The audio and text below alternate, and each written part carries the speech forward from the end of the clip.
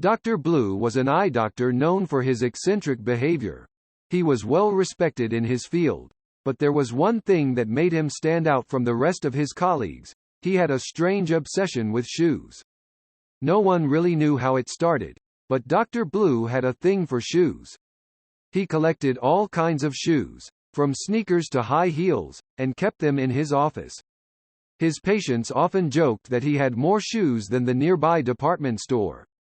One day, Dr. Blue was feeling particularly hungry.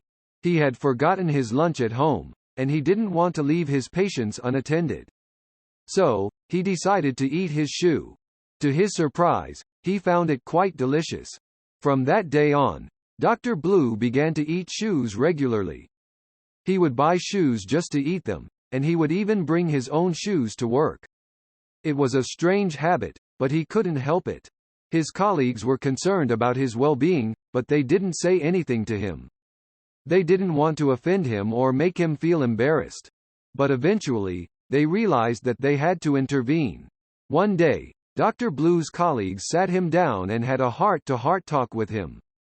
They expressed their concern and urged him to seek help. Dr. Blue was taken aback by their intervention, but he knew they were right. He agreed to see a therapist to address his bizarre eating habits. Over time, Dr. Blue was able to overcome his obsession with eating shoes. He even donated his shoe collection to a local charity.